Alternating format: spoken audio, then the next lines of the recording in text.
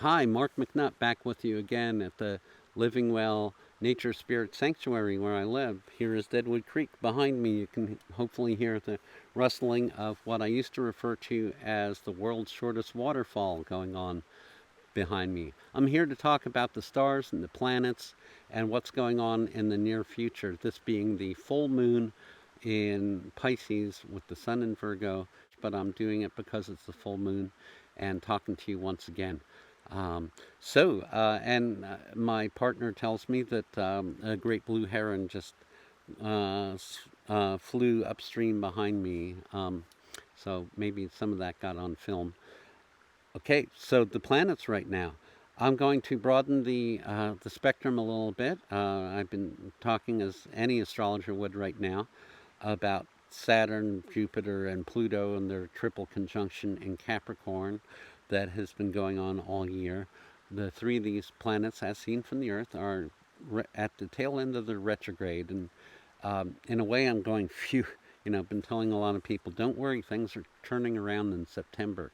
Now, that also may mean you may officially lose your job, or it may mean that you really are going to get that this pandemic isn't really going away too quickly, and that we have to co-create the future rather than live in the past.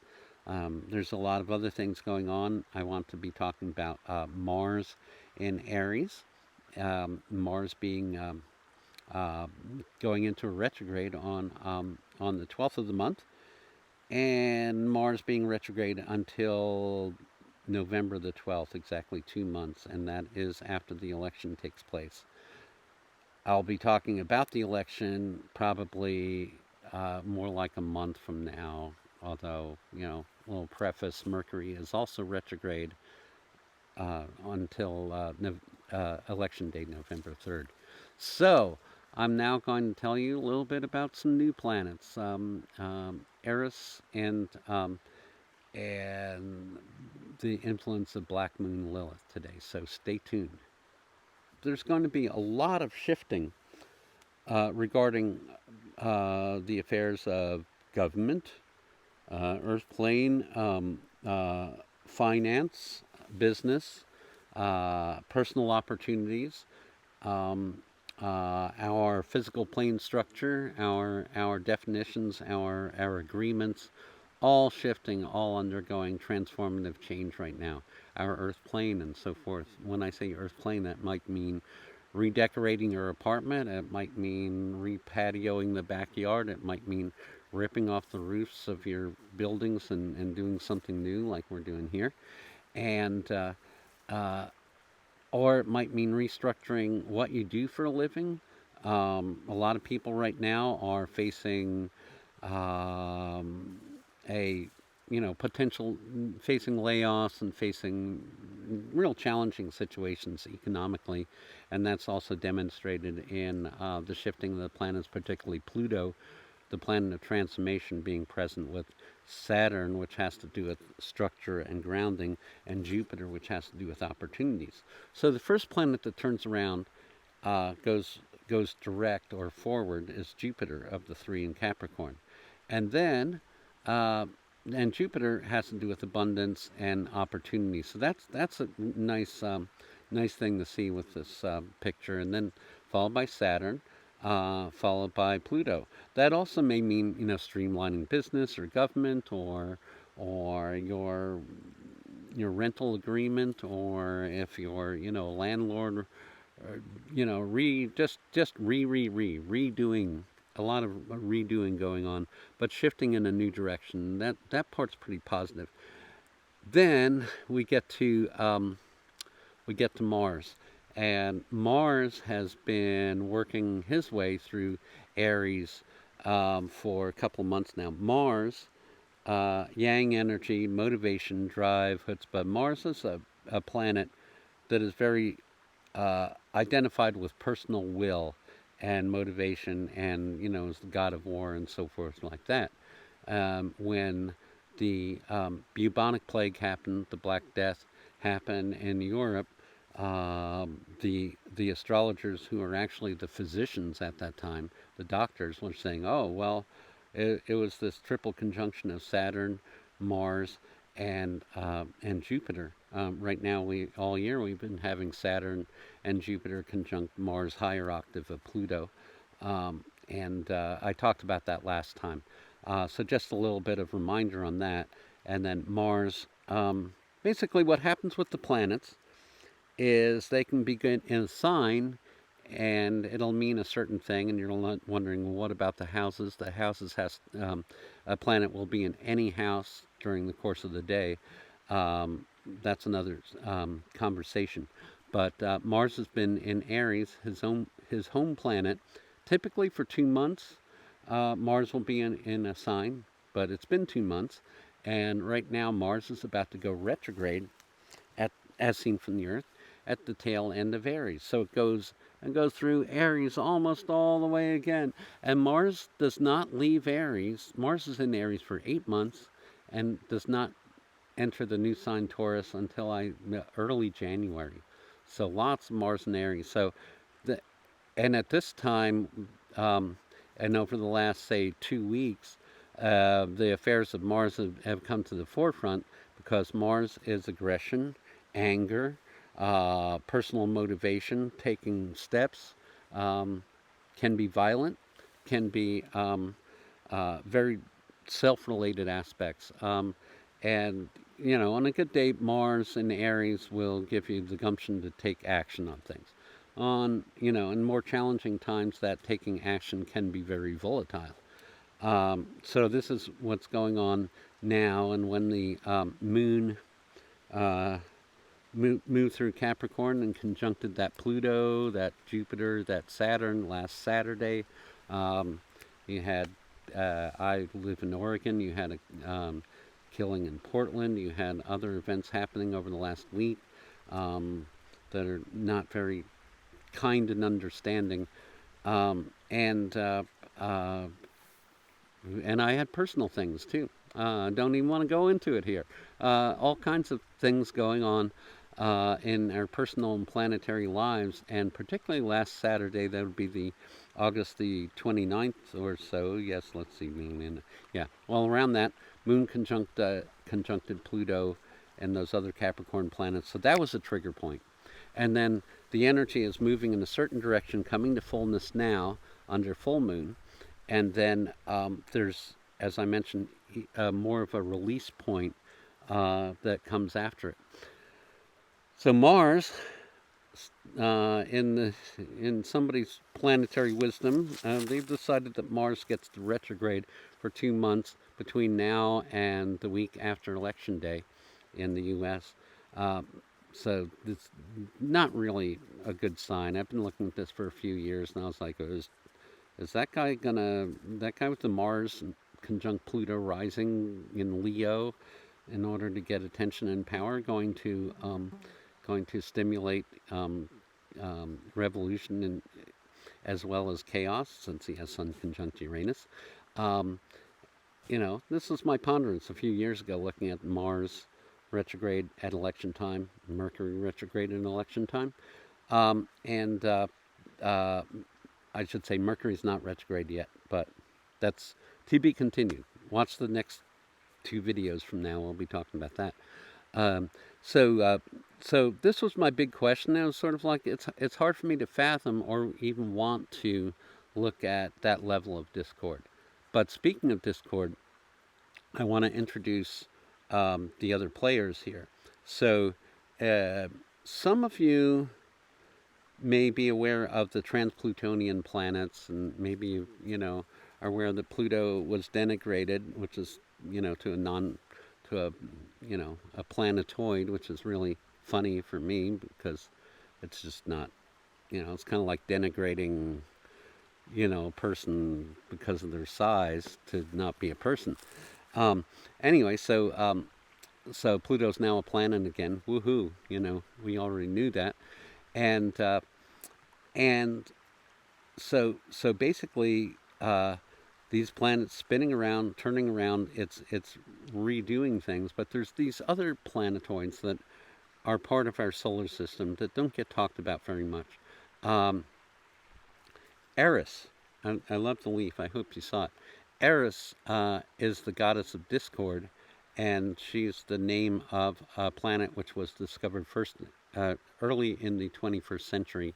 Eris, not to be confused with the asteroid Eros, Eros, and Eris was called Discord by the Romans. I've written extensively about it. And basically, she's the goddess of discord. She's the one that rolled the apple into the middle of the celebration and caused the Trojan Wars and so forth like that. The person that discovered the planet, which is now called Eris, wanted to call it Xena, but we weren't allowed to, they weren't allowed to use new mythologies, only established Greco-Roman mythologies, and so that's not true. Sedna is a Native American myth, but mostly mainstream mythology. So Eris was chosen, and Eris is basically the energy of stirring things up. Um, just about, I think everybody on the planet right now who is alive has Eris in Aries. It's moving, it's trans-Plutonian, so it's moving really slowly. And Eris right now is in 24 degrees Aries. You can see how old I am. I think I have it at something like 16 degrees Aries. So it's, it's been around a while. Um, and and it doesn't just matter what sign a planet is in. It matter, but basically it would mean the discord is going through the energy of people's personal identification and personal goals and um, their quest for their own personal freedoms and so forth like that.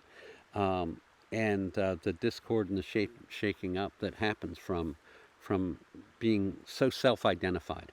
Anyway, so Eris, goddess discord, uh, she's up to 24 degrees Aries now, and then there's another player at that same point, which is Black Moon Lilith. Black Moon Lilith is so obscure and intentionally so that most people, aren't aware of it, and also it's like the silence in Doctor Who is like or any contact you've ever made with aliens where you don't remember it, uh, a little bit after talking about it. So you'll be like, and what was that other thing he was talking about? Black Moon Lilith. Lilith is, first wife of Adam. There's three Liliths. There's the asteroid Lilith, Black Moon Lilith, and Dark Moon Lilith, and they all have to do with our shadow energy. So, so just looking at Black Moon Lilith, it's the I think it's the midpoint of the shadow of the sun and moon in relation to each other. I think that's how it's derived. So it's a point, just like part of fortune is the point, and nodes, the planetary nodes. It's more like a node than anything else, and so it projects the dark moon energy, the energy of the lessons we need to learn to get to a place of alignment. As I say this, I'm seeing, a wind kicks up and feedback from the forest, and the trees are suddenly shedding a lot of leaves because it's like that's the dharma of right now, and that's what Black Moon Lilith also is. It's sort of like the necessity to embrace the shadow and the shadow's experience. And if you find out, like Jerry Falwell Jr. just found out, that if you sublimate your shadow, it comes back to bite you. And this is something that um, a lot of Earth Earth spirit people are aware of. The pagans and so forth is sort of like, if we don't dance with our shadows, then our shadows come back in really dark ways. So here it is. We have the chemistry now of planets, three planets in Capricorn, and then you have Mars plus these two planetoids, or two, planetary influences, squaring that. Squaring is at right angles, stressful point, in Aries. You also have Venus in Cancer at the tail end as we get into this full moon. Venus in Cancer is very much loving and from the heart, and very much will bring up the aspects of home mom and apple pie of motherhood and things like that. Well, if you have, for example, Mars square Venus right now, and this Mars conjunct Black Moon and Eris and all that, you may have the dark side of family interrelations. You may have the dark side of your own relation as you're maybe in a confined space with someone that you otherwise love when it's not a pandemic, you know, and so lots of recipes for a boiling of all the ingredients going on right now. The full moon brings things to fullness. If I wanted to peel it back another layer, it's like, okay, and there's Uranus in Taurus, and there's the full moon in Pisces, and opposite the Sun in Virgo, also making semi-squares, which are also not looked at by most astrologers and have to do with the stress points. Um, Full moon. The sun is in Virgo, which means we're about 10 days into finding a sense of purpose and sorting out our professional lives and our workaday worlds and things like that. This may mean some people may be losing jobs that they thought they had because this is the time that I want to say the rent is due, but I mean like um, because we haven't had the relief from Congress, and by Congress I mean specifically the Senate, that we need Congress passed all this legislation. Um, then the bills are coming due, and so there's going to be a lot of reshuffling, and some people could lose their jobs. My personal advice across the board is, what are you good at? What are other avenues that you can explore if you're being challenged in this direction right now? Because the whole thing is being reshuffled. It's not going to go back. It's going to go forward. If you put on concerts for a living, you may want to think about another way to go about it. If you put on festivals, or if your job is to be with the public and entertain them, it's time to look at it really differently. If you're you know um, supporting hotel workers and travel people and all kinds of stuff, all that fun stuff. It's like it's going to be redone. It's not going to be fun anymore, but a true restructuring is going on, and at times of greatest chaos, this is when we have the greatest change, the greatest ability to make change in our lives. So we're not disempowered by this, and we can actually be more disempowered by making short-term, spontaneous, impulsive choices that come back to bite us, that come back to haunt us. Act in haste, repent in leisure. And there's going to be a lot of this over the next few months, not just next couple of weeks. Um, we Another shift happens in at the new moon at the end of September. But right now, it is a time when the deck is being reshuffled. And the proactive thing to do is to recognize where you want to project your own self energy, not so much, but avoid the trap of projecting that energy towards anger, resentment, short term release of don't do anything you're going to regret later. Personally, I bought a set of drums. You know, that's that's sort of like, well, I'm going to beat it out. I'm going to split firewood. I'm going to organize my life for and have things set up for a year or two from now, because the pandemic's not really going away in a hurry, and we can really experience collectively frustration about being out of control, because that's what Capricorn is. So Mars square these things is sort of, kind of an attitude of, well, if I take, aggressive power into my hands, then the situation won't be out of control. But that's not how it works. How it works is to be point your arrows in a specific direction towards the future, and make sure your bow is taut, and be really clear with with where you want to project that, and start to project the arrows of your future right now. Now, let's do one together. Take one out of your bow, sorry, your quiver, and pull back, pull back, pull back. Do this. No, really, do this. And point it and, like, where is that dream? I know what mine is. Okay, let go. Okay, into the future with us. Don't take it all too seriously, like Pogo says. Um, life ain't no how permanent. So, okay, wishing you well.